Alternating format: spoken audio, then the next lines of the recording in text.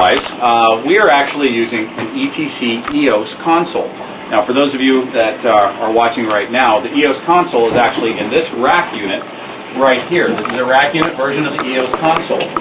For those of you that know, theater-wise, this is an ETC Ion. It's a smaller version of the EOS.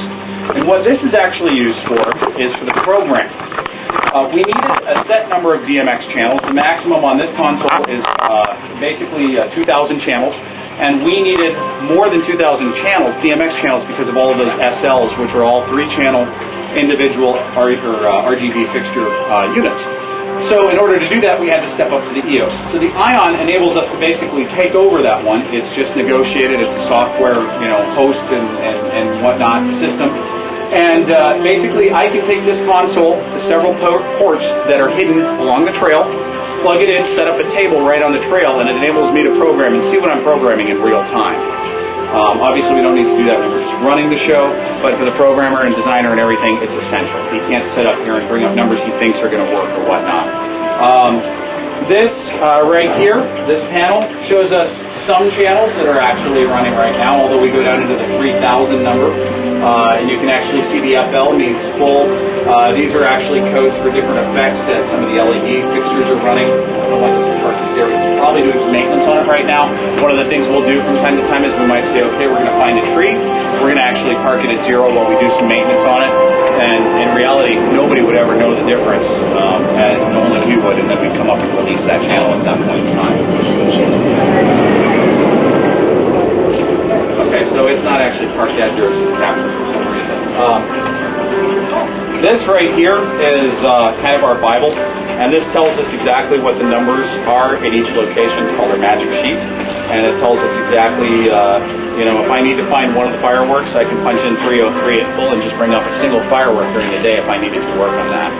It enables us to do some maintenance during the day where we don't have to bring up the whole show and have everybody get excited. Hey, the show's starting, but it's not. We just bring up one tree to look at it, and then we go work.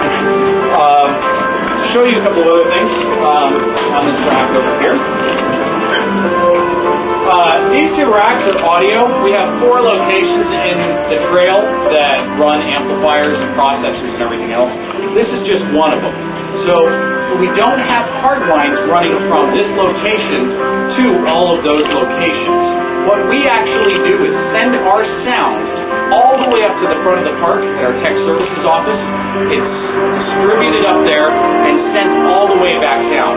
One of the reasons we also do that is because we have an emergency broadcast system, things like that we have to take into account. And so all of that is part of it. It also enables them to have control over park music, such as at the beginning of the night when you heard the music die, immediately you heard the announcement. But what that really was me standing up here waiting to hit go. As soon as the music died, I said, okay, here we go, click, and then you heard the announcement. Right now, all of the sound is coming off of this computer. This computer controls the SFX software that I was talking about, which is this computer right here. You can see that pretty much we've already done the trail setup. That's the 3 announcements announcing that we're closing.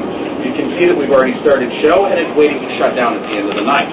This little clock right here enables us to basically strike or time code the music and the lighting cues. As you can see here, this code is also reading on the top of the screen right here. Now it says clock disabled.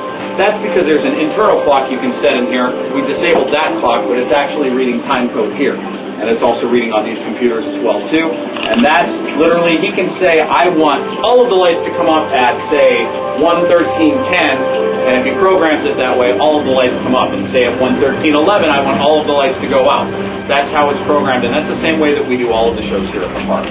You can also see another array, which you hopefully never ever have to experience, but this is our emergency stop. This will stop the music. If I were to push go right now, don't want to do that. This is our delay. This would play an announcement saying we're delayed due to technical difficulties or that sort of thing. If we have a weather cancellation, now we do run in the rain, but if we have a severe thunderstorm or something we really don't want our guests outside in, we would cancel due to weather. Or if we have a complete technical malfunction, something we cannot repair immediately, then we would have a cancellation due to technical. And those are announcements that would play just here locally on the trail if we had to. So that is pretty much the way that this program operates. There's a whole series of programming that goes on behind it. No peeking.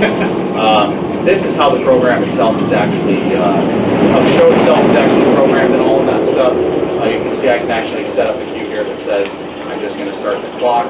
I have another one that is the actual music itself, running out of several different outputs for our monitors and things like that. I can assign effects to it. I can attribute it to different things, and then what time it's triggered in time code to start. How loud I want it to be. I could actually turn up the volume on the trail right now just by doing that. I wouldn't want to. We went through a painstaking process of just getting it just right. We're still working on some things with it, but that is, you don't make those changes on the fly.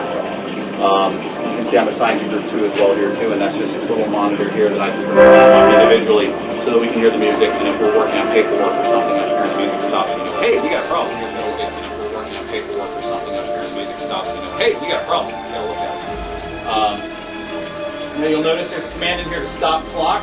That happens at 19 minutes and 55 seconds. That's the end of the track. What happens then again? We wait 0 seconds. It tells the clock to start at 59 minutes, 0 hours, 55 seconds. It rolls in, and then at 1 hour it starts itself over again. So it's a 19-minute, 55-second loop. Then rolls itself over and starts again until I tell it to stop. That's the way that this basically works.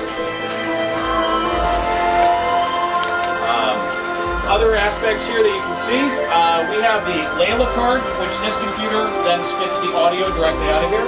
Sorry about that. It spits the audio out to our location and goes to tech services. A bunch of network ports, basically. The one that's important for us is the show control. This takes what's coming out of this computer into here and sends it through our network. And as I was saying earlier, when he's designing and programming the show, he can take this console down to wherever he wants to on the trail, radio somebody up here to start clock so he can time it all out and program it, and he'll still see the time code readouts on his screen.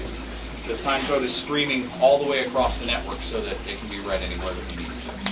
It's, it's pretty simple networking, but in the world of theater, it's pretty advanced.